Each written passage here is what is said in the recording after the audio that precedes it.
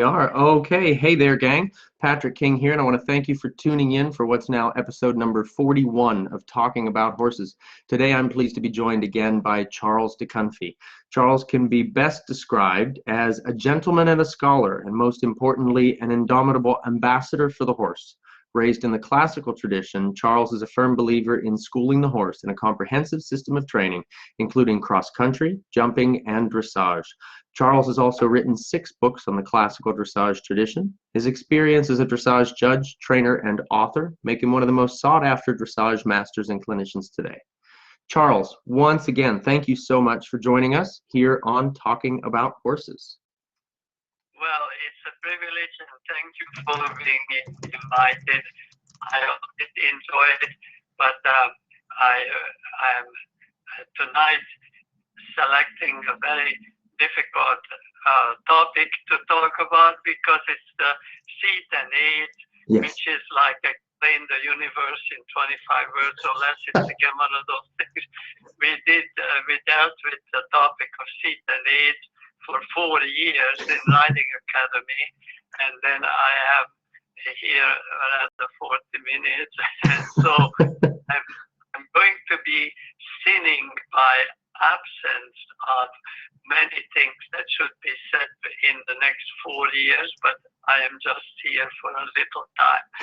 So I am daring the big subject, and I hope my listeners will enjoy learning something more about these essentials tonight. So the original idea had to do also with a question that, what about the range, what about the contact, what about the flexion, and all those things that always come up in bits and pieces. And of course, the answer to all of these is to in an arena where one can demo riders who can demonstrate the positions and the aids, as I call it. In other words, I like to be the soundtrack to a nice movie. And I have made only one video, which is entitled The Art of Traditional Dressage, and it has very detailed and very exacting audio-visual stuff about which I talk now, and so it made me put in my commercial at the beginning of my speech and not at the end of it. And because what if at the end of it people said, "Oh no, I'm not going to consult this man." So anyway, it's the only video I made on this huge subject, and so you might as well know about it. We have to understand that the horse didn't ask us to ride them. Yes. And of course, they had a wonderful time until we spotted them and we tamed them, and then spent some years of trial and error figuring out what are the things that work and what are the things that don't work. And we also discovered that in riding life, there's only right or wrong. There's no neutrality. There's no such thing as wait a minute and I tried my best, which are the favorite phrases people like to use. Don't try your best and don't wait a minute. Get it right. Get it right in your head, because all good riding starts with academic knowledge of the subject. And so riding is a sport for the brain as much as it is for the body. The body is just a communication medium.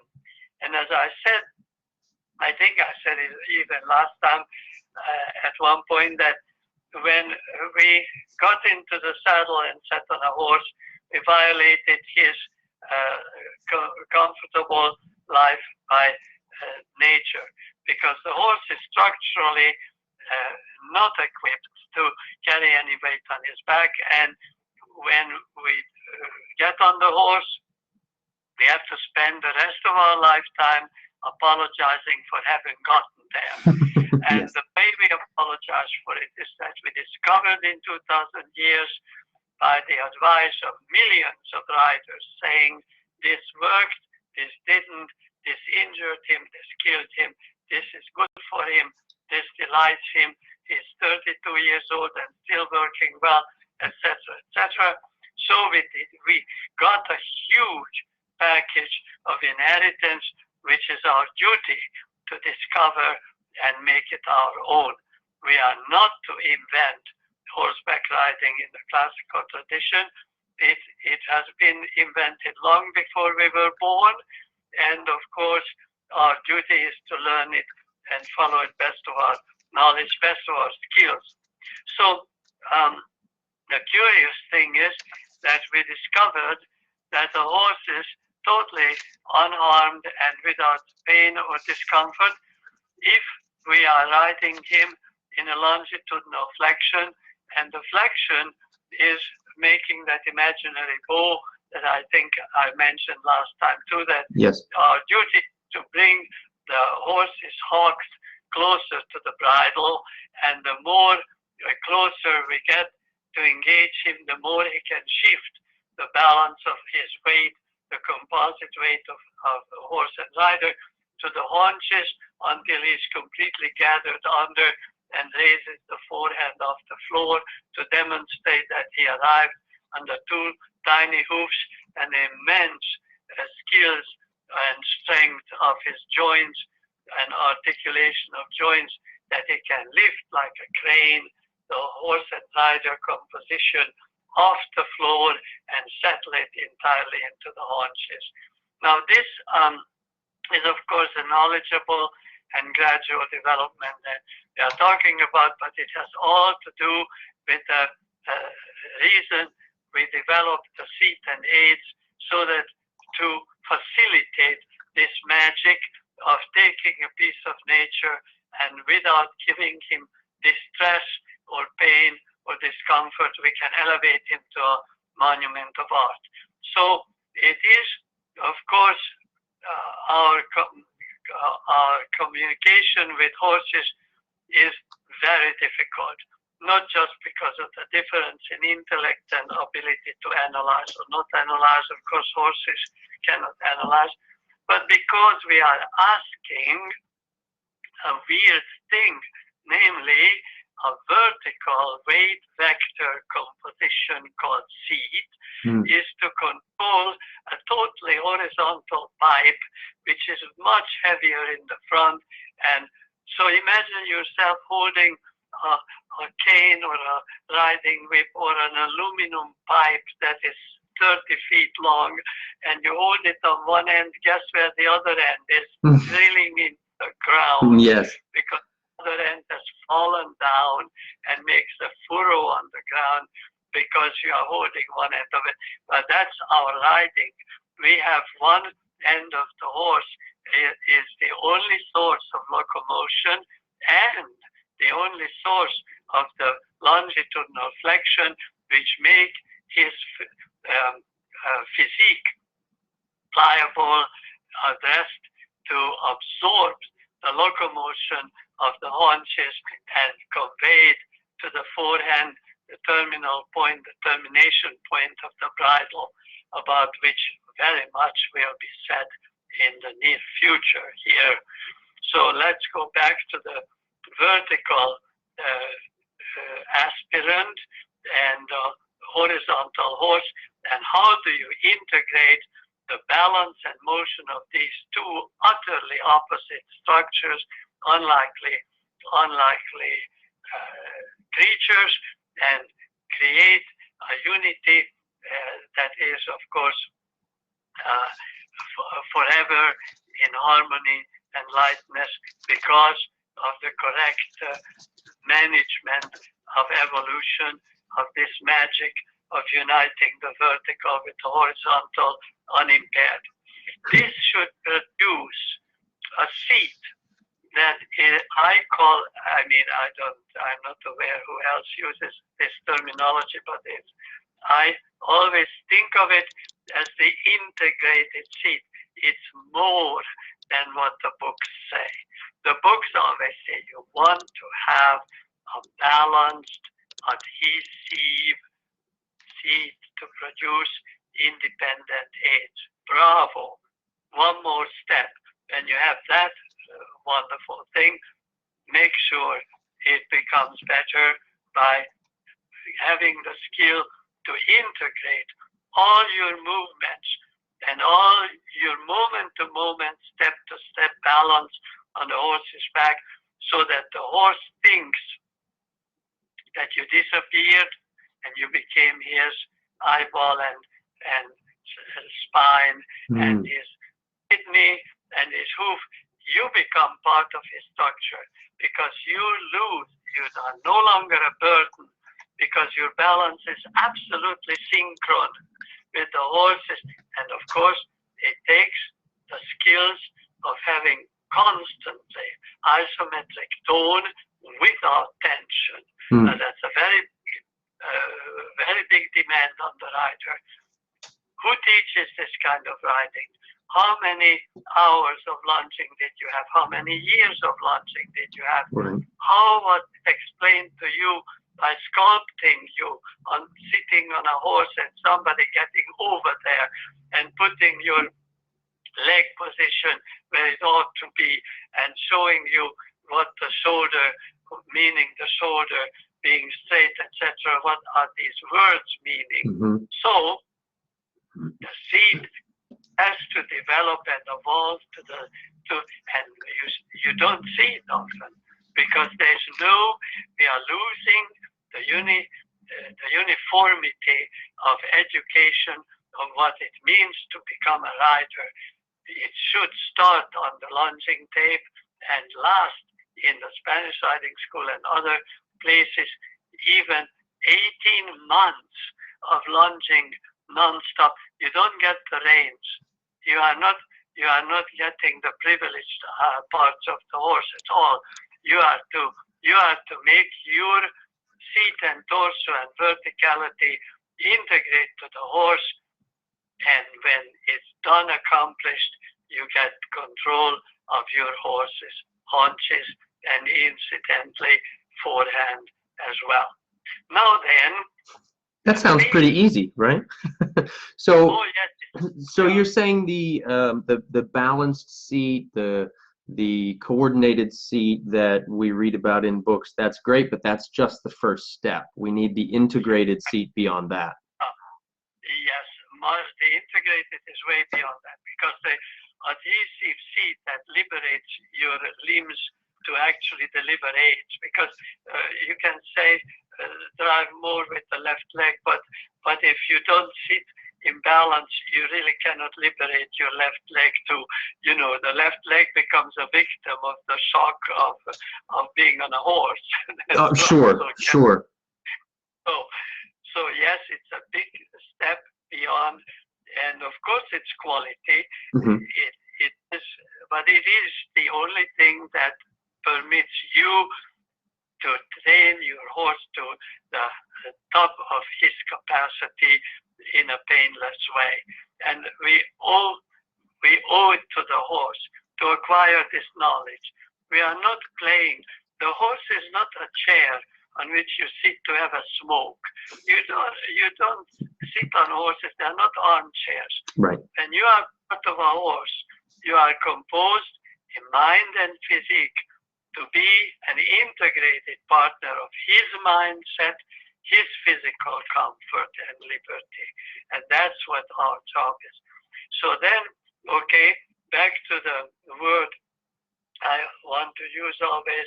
The seat is not where the seat bones are on the saddle. In other words, the seat is not in the breeches. The seat is you totally from the top of your head down to your knees, but only to your knees. It's all seat, from knee to heel, or knee to ankle, knee to toe. That is not part of the seat. That is a chatterbox that communicates to the horse.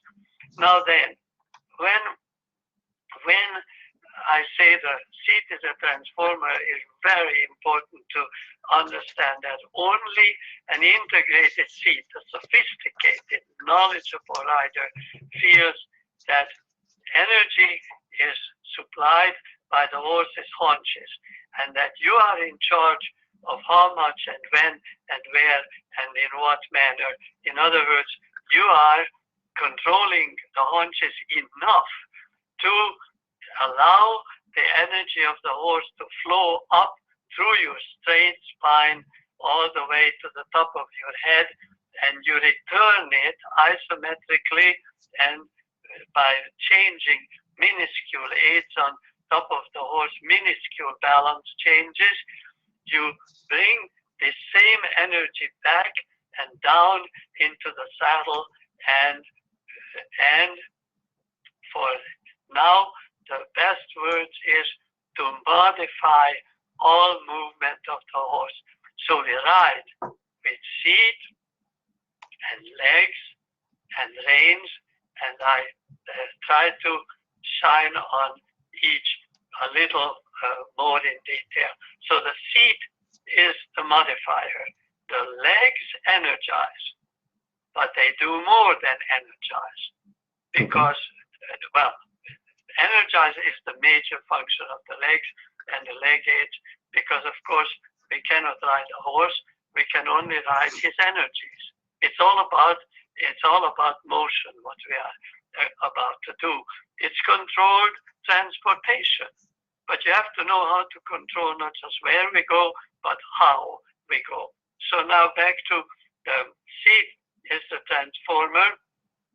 The energy brings down back into the saddle, and it modifies what the horse is asked to do.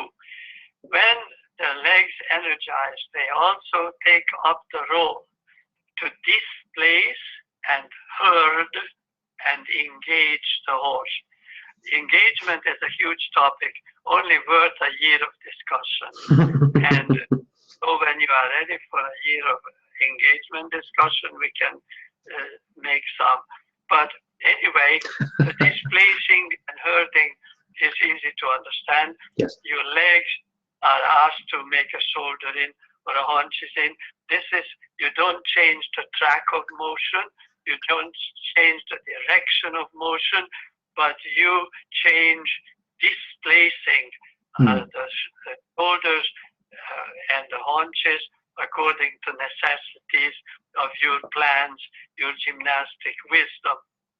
Herding means that you do change you change the direction of your progress. So a half pass is herding. Okay. But the shoulder in is just displacing. So you have to know these concepts, because each movement we now use in modern times, we inherit it because it works. And you have to know how to do it absolutely correctly, and which one to choose when your horse has a left hind leg stiffness or weakness problem, and you should know the entire availability of how to herd, displace, and engage. And the last accessory we have is the reins. They verify. So legs energize, seat modifies, reins verify.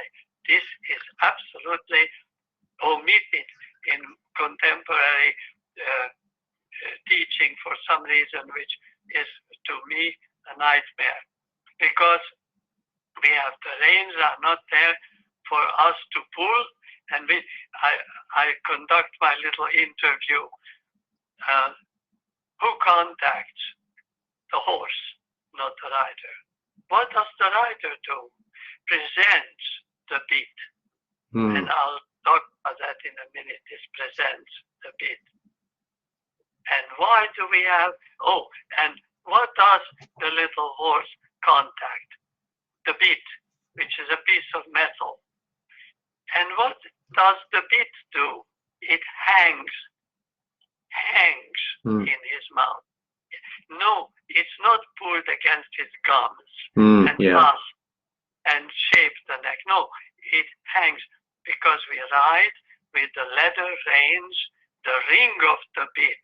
We don't ride, that's why the bit is jointed in the center, and that's why we have rings on it. Did anybody ever ask that? Why do we have rings? Because that's what we contact. That's what we present the bit with this ring, and he contacts it. And what does he contact the bit with? Not his mouth. His mouth is for eating and drinking. He contacts it with his hocks. The hocks are joint flexion for transportation. It is the hocks that bring the horse from A to C, and the rest of the joints are just decorative value. It's a joke, supposed to be a joke. The rest of the joints are there to accommodate the horse's horizontal functions through space, but the transportation is the hocks. So when we talk about contact, it's hocks to bridle. You don't hang onto the mouth and water ski the rest of your life. You sit down, integrated seat, a perfected seat, and you control the horse with your seat. And the reins are to verify because they are the extension of your seat, and they are part of your torso. In a moment, I'll explain that too more in detail. But the function of the reins is two. One, it helps in a major way the horse's alignment. That means bending and spinal alignment over the pattern on which we move. The reins are very necessary for that. And the second necessity of reins is that they yield to verify every time the horse does something. So we are walking and preparing the horse at A, canter left lead. The moment he strikes the first canter, immediately we yield. And I will explain on which side you yield or which side you don't and what determines that. But yield you must. And you yield your age so that the following canter strikes are not the same strength of age and finesse prepared age as the first one was. So departure to canter is a different conversation with the horse than stay in the canter. Okay. Or collect that canter. But all of this is verified by immediately yielding. So, okay, when you teach the yielding of the rein, you demand the student to do sometimes full yield. The full yield is that you extend your yielding arm on that side all the way straight forward at the elbow, your fist pointing, or even if you want to touch it, the crest of the horse's neck, and then gently lower your fist and lower arm and draw it back until the elbow is under your shoulder blade. But this is the full yield. But when you yield every time the horse does something you asked for, you yield to verify that he got it. The horse is not Albert Einstein. He monitors pleasure with pain versus pain. So when you teach a horse, when he canters from a halt or from a walk, you congratulate him by yielding even tiny 1 centimeter. These things don't have to be visible. In fact, they should be visible, except people who don't have good guidance for the seat will have restlessly bouncing, horrifying hands, and none of which I am saying will make sense to them because they can't even control where their fist is and what it's doing. But when you finally do have your age on a correct seat, why, you yield every time. And this is the principle that we teach horses, not by brutality and force, beat him between his ears or whatever. None ever punish. The whip is not for punishment, it's to aid so the horse understands the leg its attention. Now then, the yielding of every time the horse satisfies your wish is a constant process of conversation with the horse. I see some riders who cannot let go and will not tell the horse. So when the horse canters out of a walk, what if he does that because he's bolting? What if you didn't ask for it? Well, then you don't yield. Then you hold the presentation of the bit. That's called passive resistance. You don't fight. You just lock yourself down into a deeper seat and say, listen, baby, balance up. So the thing is, if you don't use the reins to yield and congratulate and verify your horse, he will never be sure of your reins. Never. He will guess at it. Oh, maybe he wanted a canter. Oh, maybe he wants to break into a trot. No, you tell him, and you do it with your seat, and you seat and leg, and you verify with the reins. So now I come to even a more complicated thing to talk about without demo riders or without the visual, but try to understand what I'm saying or ask a question in between. I'm glad to answer, because these are complex and important things. Yes. So what we have to understand is to integrate our seat with the horse.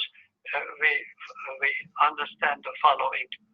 The horse's movements are in 3 dimensions, 3 entirely different dimensions that you must absorb and be in charge of with your seat.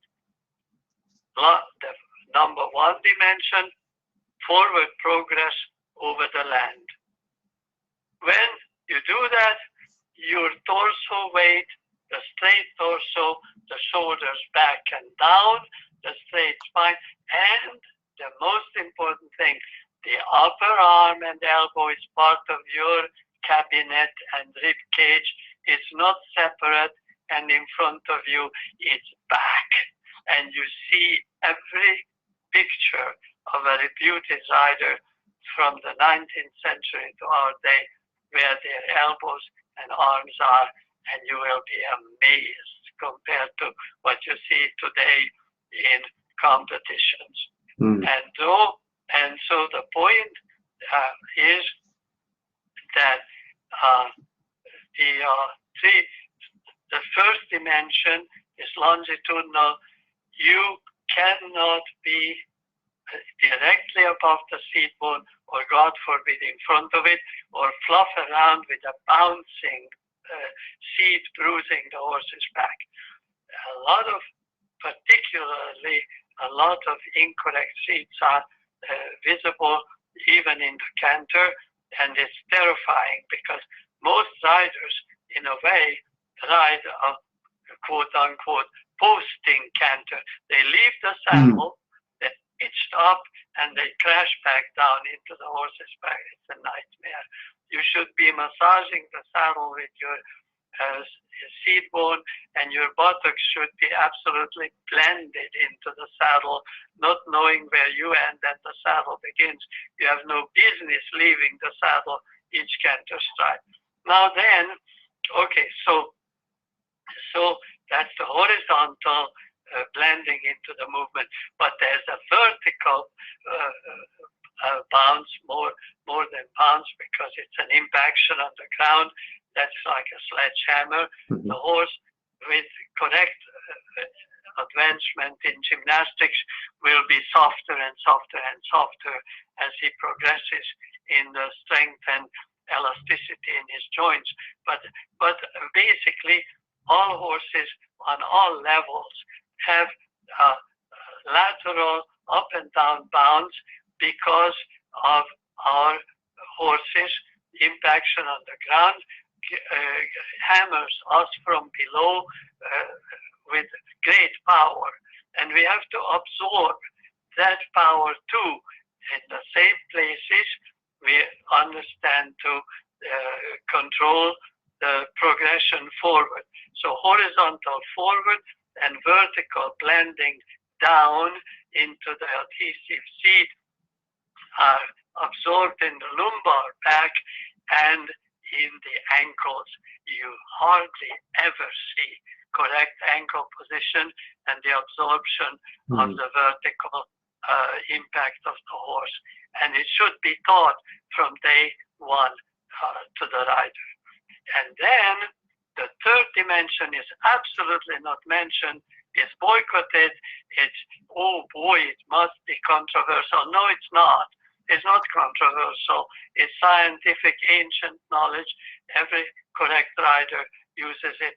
And the third dimension is laterality. The horse doesn't hop around like a kangaroo or a sparrow on two legs hopping. No, he goes right, left, right, left, right, left. Yes. And in the canter, a lead to back, a lead to back, a lead to back. And so the horse moves shoulder to shoulder, hip to hip, hock to hock, totally side to side, laterally. All movements in the horse, all gaits are lateral action. Nobody has seen hopping horses except in jumping when we teach that for the takeoff. Now then, what do we do to integrate with this darn thing called laterality? Well, we have a torso which should be sculpted and shoulders back and down, upper arms and elbows absolutely vertical down. We ride with three pillars: left arm, spine, right arm. Three pillars. You look at the horse, the rider from behind, arm, body, arm. And the arms are vertical and down and motionless.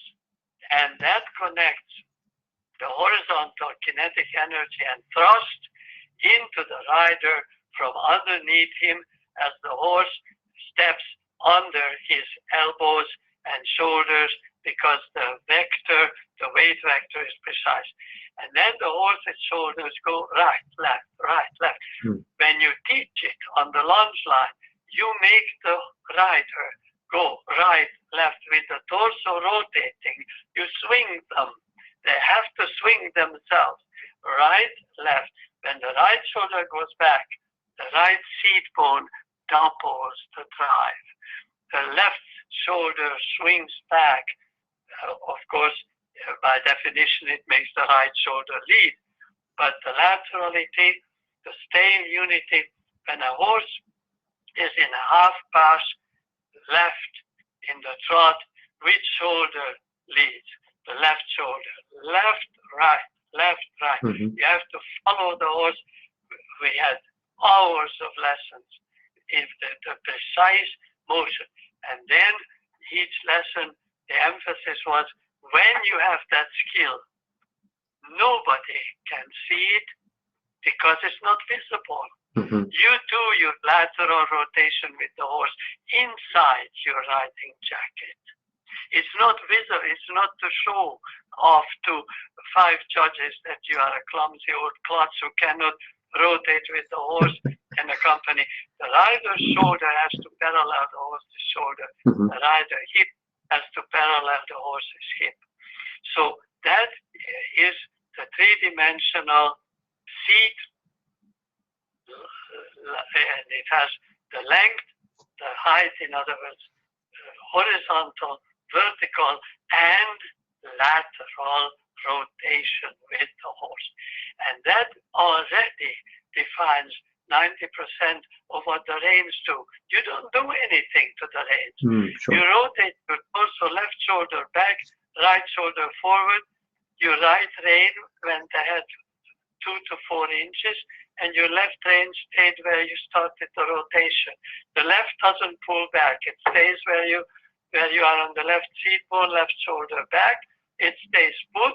The right one rolls forward slightly. Hence, the positioning of the horse's neck and the positioning of his entire spine is already defined by the rider. Just by integrating yourself in all three dimensions and not pretending that you ride a kangaroo who hops. So then the wrong arm position, which is now thought or even tolerated or thought is unfathomable to my mind, is of course dismantles the seat. And then it's, oh, well, the seat cannot go, we have to pull a little bit, we have to, chuck him in the mouth or something. No, you don't have to do any of those things, because if you know that how to enter and stay put inside the horse's movement, you really have control with your seat. So the feeling is when the horse is ridden from the seat correctly like this, the horse gives you a feeling on both sides, even contact, complete ambidexterity, and he also understands the smallest age you give him regarding collection, engagement, and bending. So now we come to the point of why do we need all these incredible, complex, and hard to gain and hard to get principles. What on earth is this good for? Very simple. Horse is a piece of nature, and nature wants to take a nap for 3 months. You never see a river flow uphill. Rivers are flowing downhill. Yes. Because nature will not accept resistance and will not accept stress. So you sit on the horse and say, oh, you nasty old thing, that's too bad news for me, because I am nature. I don't want to engage. I'll hollow my back.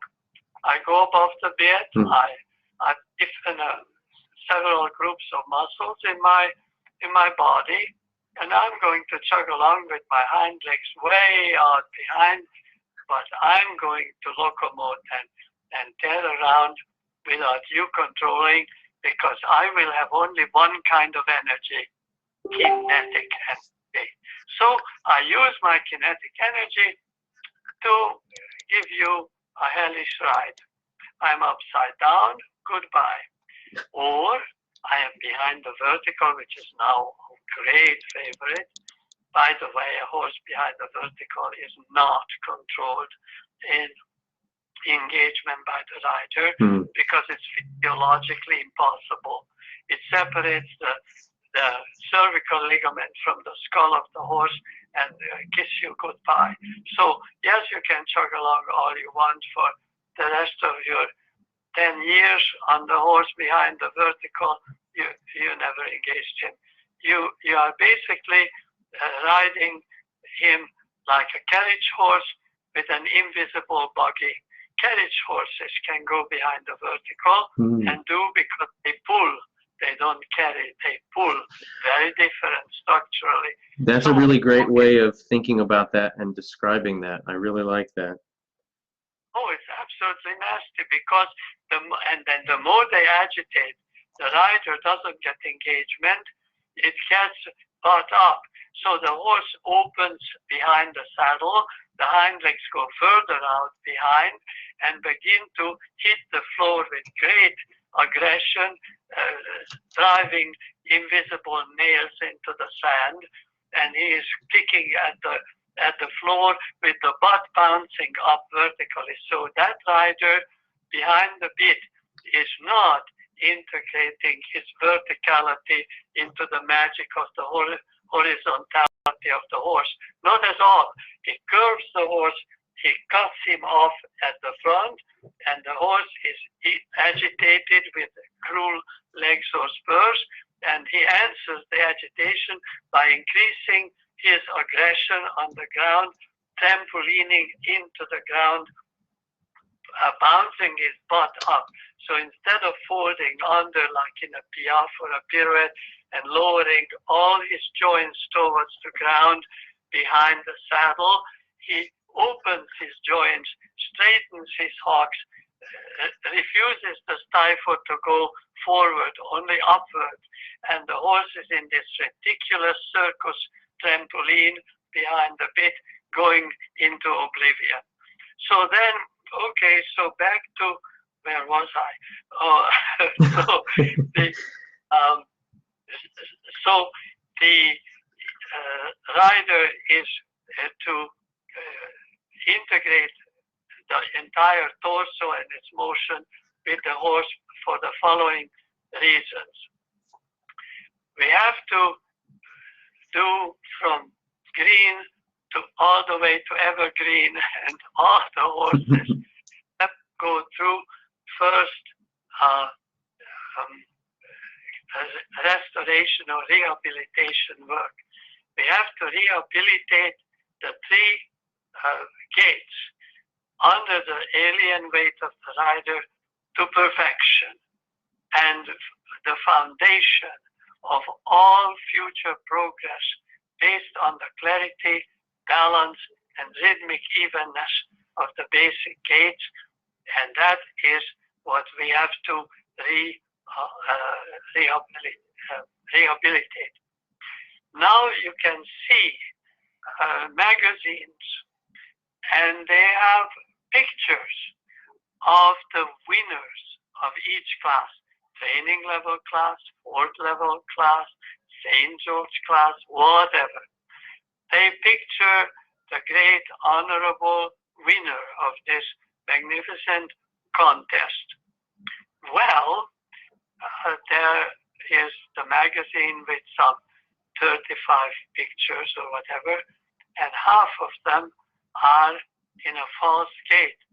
They not only take seriously the evolution of the gaits into what's called the amplification of the gait, and the amplification of suspension, and the amplification of use of flexible joints to propel the horse forward. But you see the winner's picture with 1 foot on the ground and 3 in the air. What gait is that? It doesn't exist. Doesn't exist. So you already ruined the horse. And you want to go to Olympics? That's all you really. You ask riders, what do you want? I want to be an Olympic rider. Yeah, so would I. So would anybody. But how about trying to deserve the Olympic riding? I haven't been gait, so the horse is not suffering. How about that? Right. And then the same in the canter pictures, and very seldom, I mean like once a year, you see finally a photo where actually all the legs are in the air. The horse is not acting the ground, because in the canter and the trot there is such a momentum, but not in the modern trot. The suspension of the diagonal pairs hitting the ground in synchron, and the suspension in between the change of diagonal pairs is not photographable because it doesn't exist. The trot is a dead run. The trot is like a hamster going across a field. The body doesn't participate, and it's irregular. So there are no 4 feet in the air. Forget it. Now, so therefore I go to the next stage. So okay, rehabilitation of the clarity of gaits under the rider. Number 2, therapeutic work. This is the most complex and almost the entire protocol of what we are to do every day. The rehabilitation is that we are born right-handed or left-handed, and the good news is so are the horses. And our job, because in nature, without the weight on his back, living right-handed or left-handed, congratulations. But the moment your weight is in the saddle, don't you dare. Your job is to create ambidexterity, strengthen up the weaker side, establish the even contact, etc., etc. Guide the horse with the controls you have, and of course, another year would be to explain that all horses escape on the right shoulder and what you should do with the right hand and what the meaning of the indirect rein on the right, and all of that is another topic. But therapeutic work to ambidexterity is the reason why we do constantly monitor the horse's spinal flexion to be always evenly over the pattern on which he moves. So we call a horse bent exactly on the 20-meter circle a straight horse. And of course, because he is functionally straight. So in rehabilitation, straighten your horse, drive it forward to create even locomotion on each hind leg. Most people drive only the left and ignore the right, which begins to cross. And number 3, the hind leg has to strike the ground in the exact direction of front leg on that side. Most horses short step and hitch on left hind leg and drive much lower and much longer with the right hind leg across. The right hind leg is in a leg yield, crossing towards the left front, and it should never do that. And the rider should know how to correct that, but I won't tell you. It's top secret. Because these are major concepts. We studied these things for months in riding school. And here I'm supposed to explain it in 6 minutes. But it's terrifying to me because it should be understood by well-schooled people. So, okay, so the therapeutic work is immense. And then finally, the gymnastic work towards the major goals of amplification of the purest gaits and maximum performance with minimum effort and perfect harmony with an integrated rider under all gaits, whether it's maximum collection or maximum extension and anything in between. And why do we do this shoulder in and that hunches out and this and that? Because these are the instruments of our toolkit. We have 2 toolkits to communicate and train with our horses.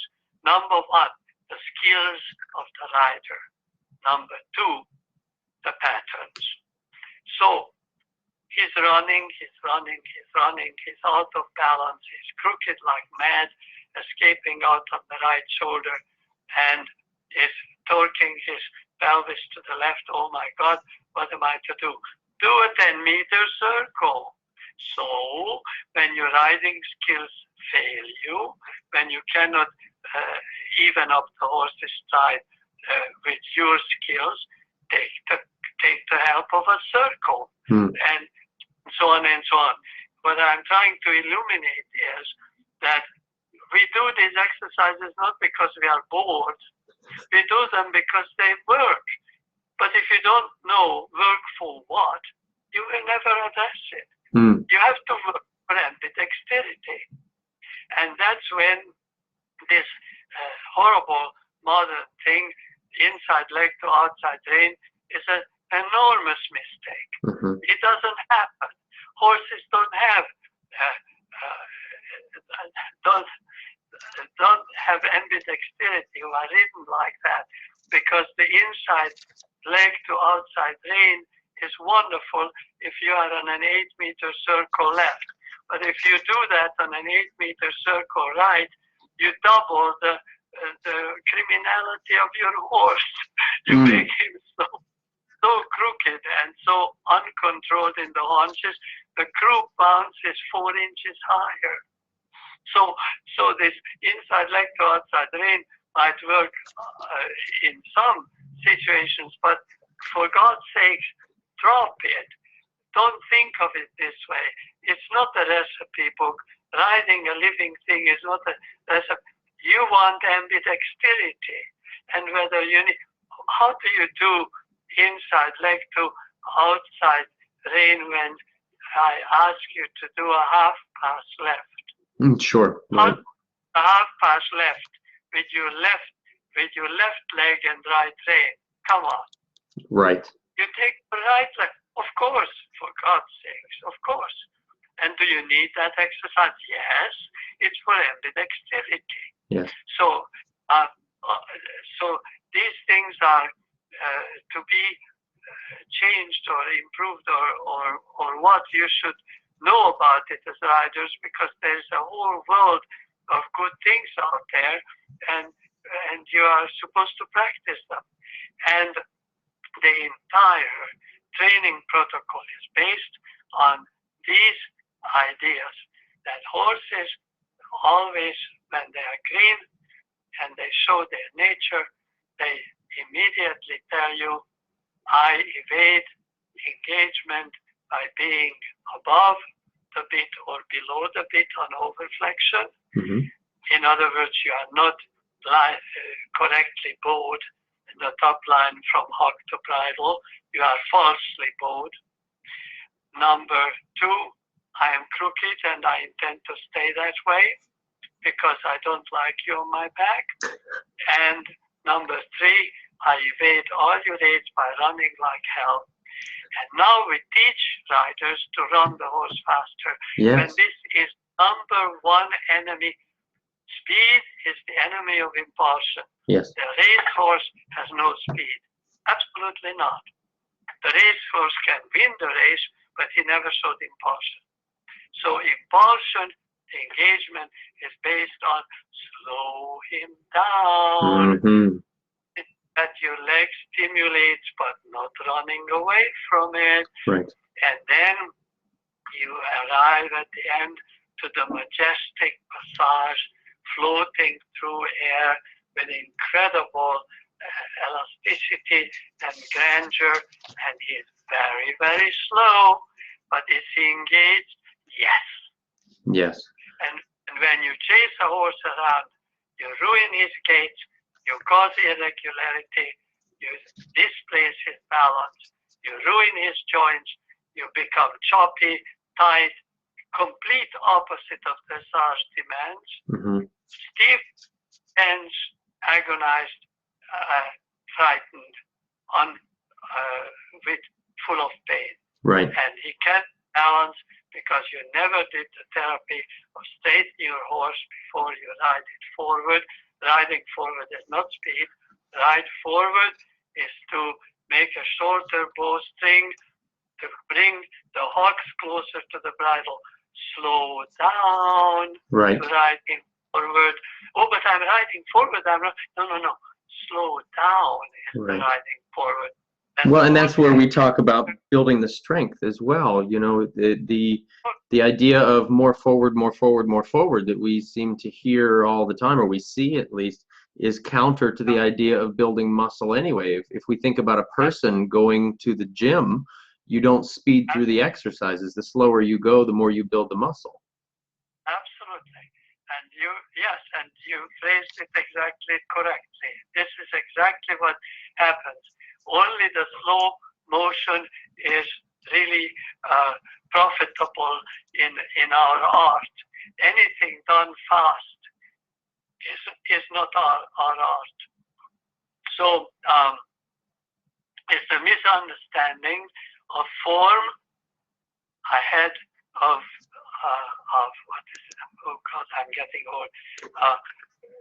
One should have always content defining form and not form imitating content. Oh, we want a big round neck. Let's put him behind the vertical and he will munch on his chest. No, that is form put ahead of content. That horse is being killed in his haunches and the content is zero. So the rider has to know that only correct content is beautiful. Yes. In beauty in riding is not how photogenic it is. it's how correct it is. Yes. And So, Charles, if I might interrupt us here, we just had a question come in that I think is going to fit perfectly here. Linnea has asked a question about how do you find the balance between enough forward to be using the body correctly without rushing? And now my thoughts based on the conversation that we had last time, I'm drawn back to what you discussed as being the rhythmic profile of the horse. Is that right? Yes, you are right. And also the adhesive and integrated sheet can define the rhythm of the horse very much, and even the level of correction. Because on the vertical, again, it would be easy to demonstrate in an arena, but if you answer the horse's vertical swing of the back, as we said, the 3 dimensions, lengthen and the vertical and then the lateral. So if you start to use what you could do as you sit in an auditorium, you can jump up and down on the foam rubber seat of your bar stool or something. So in the horse too, if your verticality is really well done and you don't become a hollow back false vertical, but you are correct, your seat gives the horse the exact tempo, and then of course you harmonize it with the what the leg is. Sometimes the leg asks for a little more speed. You can get it, but with more swing on the horse's back as he transmits the energy. So the seat is, and then of course the laterality. If you want to slow down, you pivot or rotate above the waist, the rib cage and the upper arm, rotate to slow and balance the horse down. And I think did I answer her? Not yet, because what did she ask in this question? There was something else. She was asking, how do you find the balance between the forward being enough to use the body correctly but not rushing? Yes, and it's very easy because the horse becomes like what we call the warm back. Most horses you sit on are rigid in the back because they carry you with the back muscles, which is a mistake. The horse should carry you with the abdominal grid, which is an X. It's like two muscle groups in the letter X, crossing from one side to the other, and that should lift the belly and the rib cage of the horse up and kind of bow and haunch on top under the saddle. So the horse would raise you and the saddle up as he comes more engaged under by changing his body position in motion. The horse can change his body in motion. That's how he survives. So when you can induce that with your seat and leg harmonizing, you can slow the tempo and show him. We also have to over-slow horses. Get me the slowest trot without becoming a jog. It has to be a trot, but the slowest. I want to keep it until you feel that something changed under the saddle. And it's so obvious, no rider misses that. And I slow them down, they say, oh my God, I never felt that. The back is swelling and dropping and swelling and dropping, and a wonderful floating feeling, and I'm in control of his speed and output. So, but there was another question. Yeah, we can return to this if there's a follow-up question, but I had a question before this session, and somebody asked, when you go half past left, do you sit on the left seat bone and make the horse step under you to be sure he doesn't lose balance, or do you lean way out to the right and push with your seat bone and pelvis the horse onto the left wall? So which seat bone do you travel on a half past left? Well, I tell you, there's a very simple answer, but not easy to habituate and do. and that is that all riding has to be done with the outside leg further back than the inside. And outside leg reserved to close the horse behind the saddle by keeping him underneath you and not letting him elongate his hind end backwards out to a longer horse, but to stay compact. The outside leg should be even on a 20-meter circle, much behind knee and thigh, and toe up and heel down, and no ballerina posturing, toes up, heels down, stretched leg, staying on the horse. It's a constant draping against the horse's rib cage with the outside leg, keeping the horse correctly bent and positioned for the movement. And because we have to do it all the time when we bend the horse, the answer is ready. You, of course, sit on the left seat bone on half pass left because your right leg is back. And it has to be, and you have to be on the inside seat bone on the circle, on the haunches out, which is, of course, the inside circle is on the physical outside. But what I mean is, once you put outside leg back, as you should, and I do it for my riders all time and again, I have to walk, and because they don't do it with enough, how should I say, the leg should not slip and get the knee forward and up again. Once you put it back the right way, it stays there, curiously enough. And the inside leg is responsible for energizing. Yes. The impulsion, the rhythm, the tact comes from the inside leg. Talk, talk, talk, talk, more. And the outside leg just keeps it closed behind you. Okay. So the horse can escape by swiveling out and going like a sail around the lighthouse. Right. Bend around the lighthouse. He cannot swing out like a sailboat. Right. Okay. Now, when we talk about the legs and we talk about the legs to energize, to displace, to herd, to engage, a question that comes up for me, and maybe it comes up for lots of riders, and it's something that I see a lot, is how much leg. We hear the idea all the time of more leg, more leg, more leg, more leg. When we talk about adding the leg, it would seem to me that just more leg, more leg, more leg would just end up dulling the horse, and at the very least cause him to brace back against us. Correct.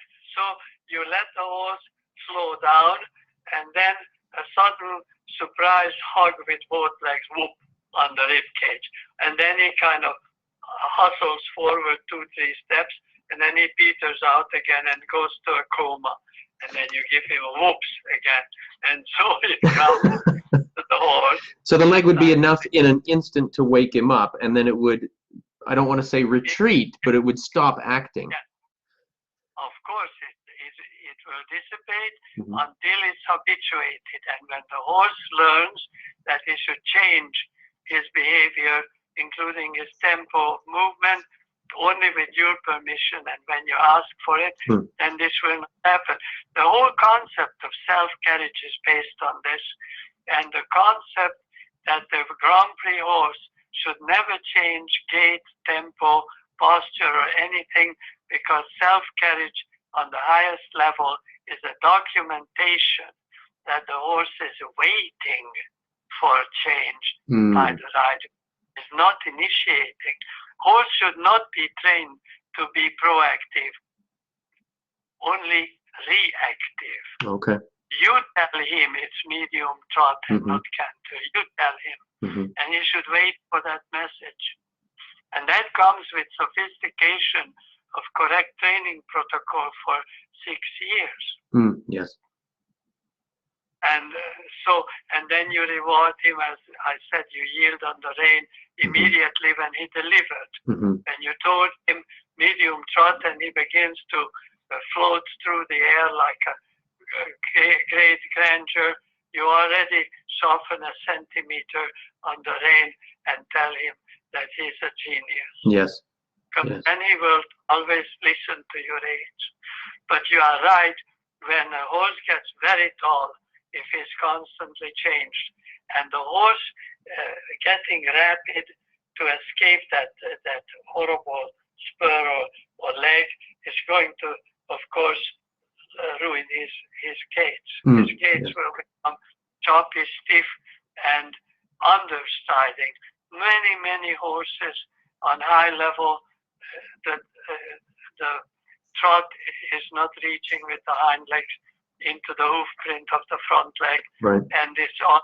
And of course, in medium and extended trot, the hind leg has to reach past the footprint of the forehand on the same side, and you don't see it time and again, and yet the grade is very complementary.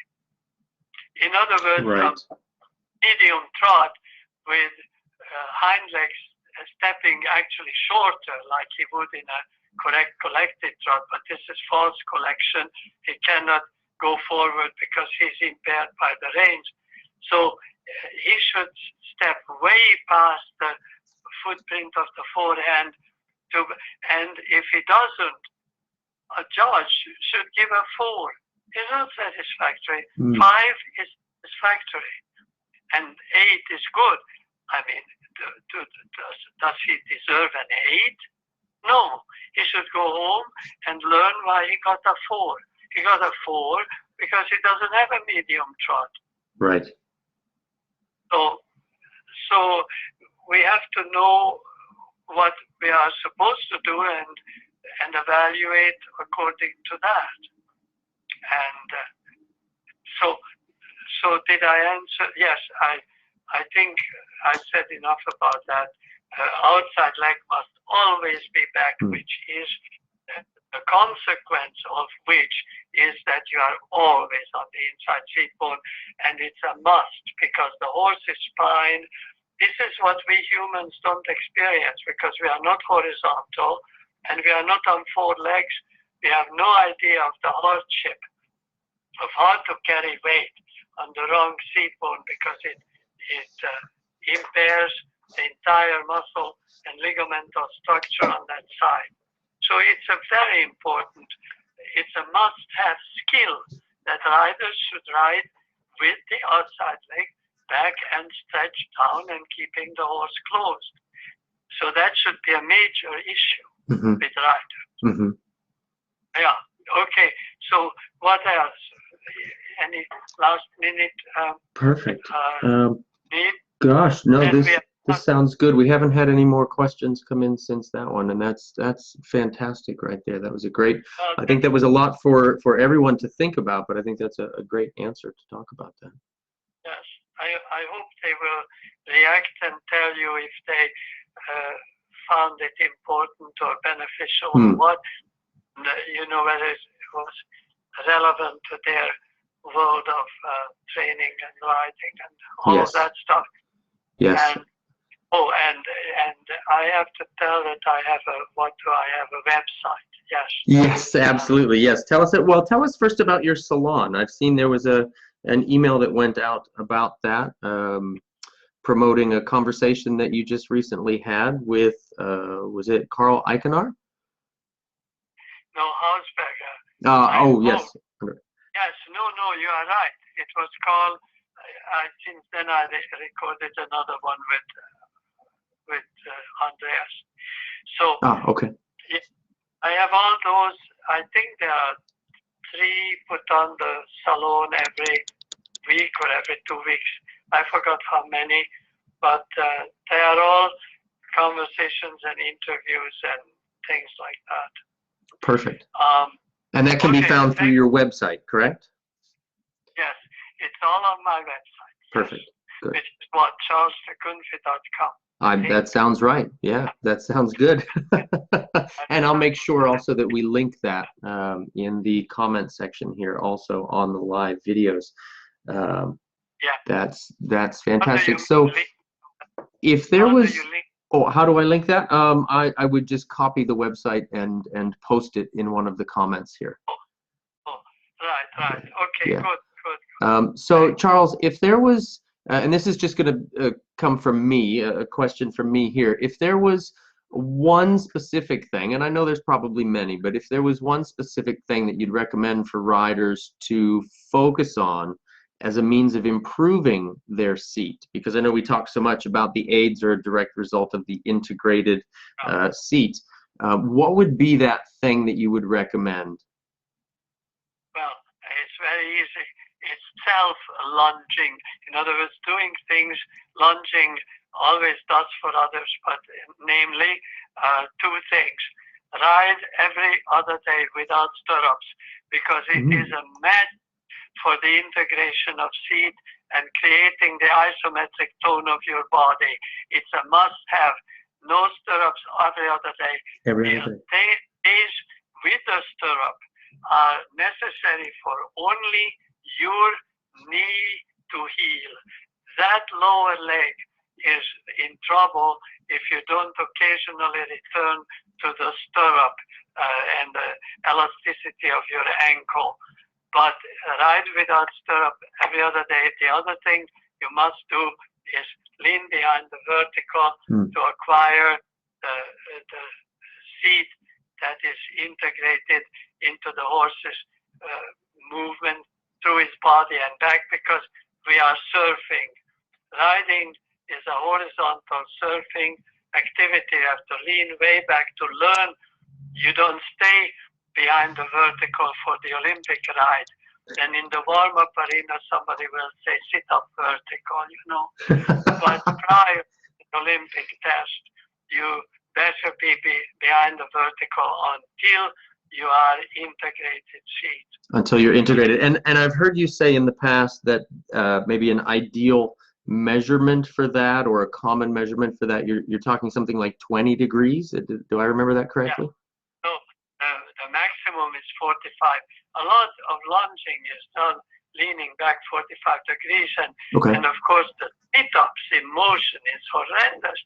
You lean back and then start to approach your vertical, so you go a little bit towards the vertical, lean back again, so you keep getting sit-ups on a moving horse. Okay. But you have to build abdominal muscles, abs of steel with lumbar swing, and you learn it only by experiencing it. There's no recipe book. You go behind the vertical. All lunging, you have seen and there are lots of movies and films and everything. All lunging is behind the vertical. How can you bicycle up and down with your knees if you are vertical? You can't do any exercise in the vertical. All lunging is behind the vertical, even the arm extensions. You have to be in complete control of your arms and their weight. So anyway, that's what I recommend, the two things to do.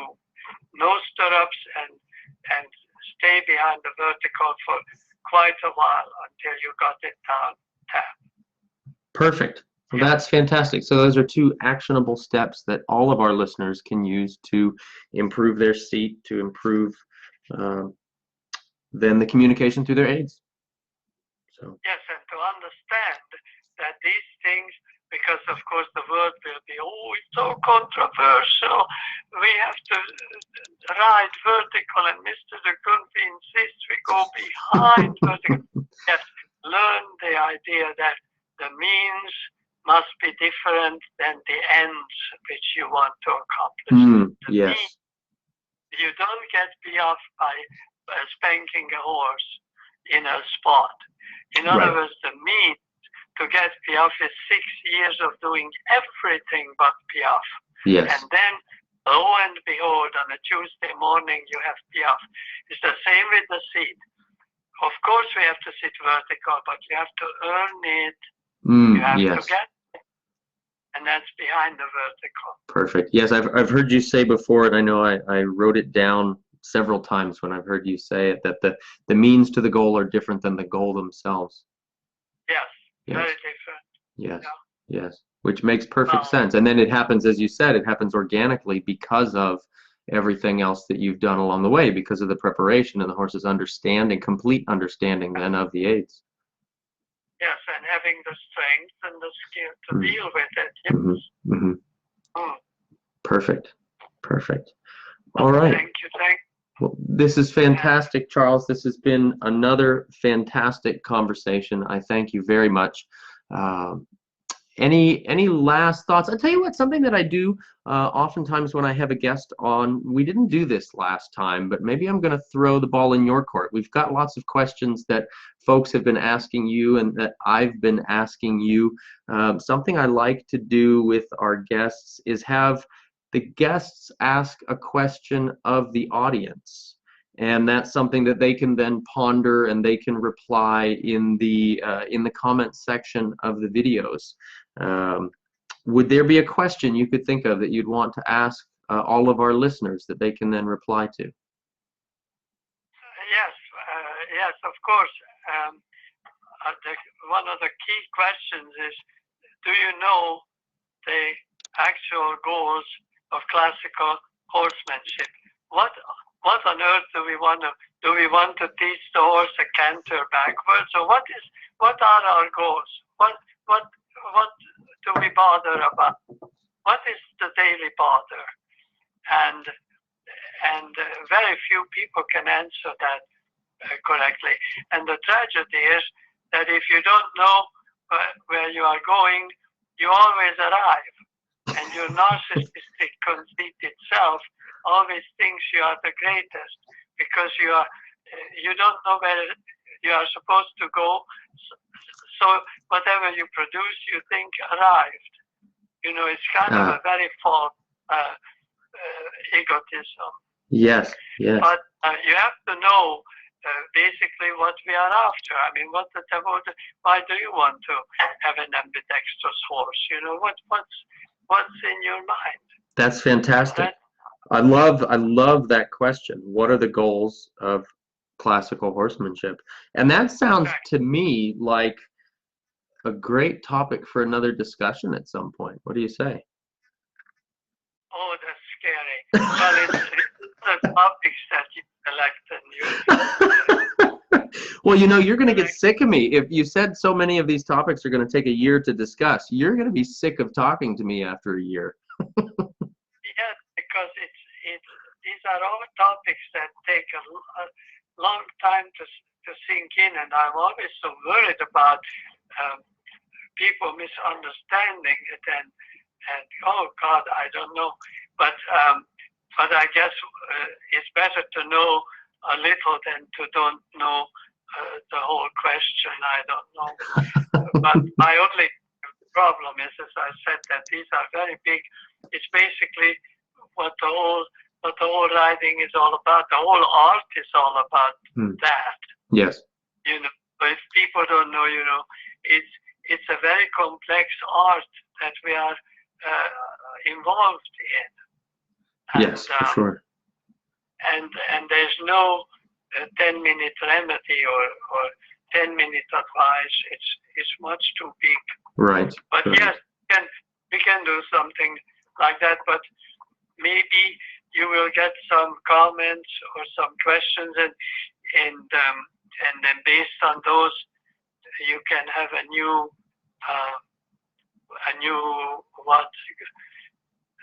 topic, something. Mm-hmm. But let them have a chance to choose, maybe. Perfect. Yeah, absolutely. So discussion with Charles de Kunffy, listener's choice. That sounds great. Yes. That sounds perfect. Yeah. All right. All right. I love that idea. And I know there's going to be quite a few listeners out there pretty excited about that idea as well. So that's fantastic. They have to ask very easy questions. Yeah. Good. Well, we will see what we can do about that. They should ask me what color horse I like to ride. There you go. Do you have a favorite, by the way? Not easy. Yeah. Yeah. Oh, I had many favorite horses. I had many. Yeah. Write about them. And my last book is all about writing my most important teachers and horses. It's yes. basically a thank you note to those people who gave me the insights and the knowledge I might have. So anyways, like it describes my horses and what I liked about them. Yes, perfect. And I believe that's the book that you sent to me, correct? But you don't have to read it because I don't follow it up with a written examination of multiple choice. Oh, well, perfect. Well, I do plan to read it. I've leafed through it, and it looks like it's going to be a fantastic read. I can't wait to get to it. It's being on the road makes it challenging for me to get through many books, but I will certainly, I appreciate you sending it, and I will certainly be reading through it for sure. All right, fantastic. So Charles, if I could have you hang on the line for me here for a minute, I'm going to follow up and end our live broadcast right here, and then we can chat a few more minutes if that's good for you. Yes, yes. Perfect, perfect. All right, gang. I want to thank you so much for tuning in for episode number 41 of Talking About Horses. This has been a wonderful conversation, and I really appreciate you giving Charles and I your ear. Please remember that if you've missed any of it, you can access the full broadcast through Facebook, YouTube, from iTunes, or by streaming directly from our website by accessing the Talking About Horses page from the Education drop-down menu. Through whatever platform you're listening, please be sure to give us a rating, a comment, a review, and a share with your friends. Your word of mouth and support is the fuel for this fire. Thanks so much, gang.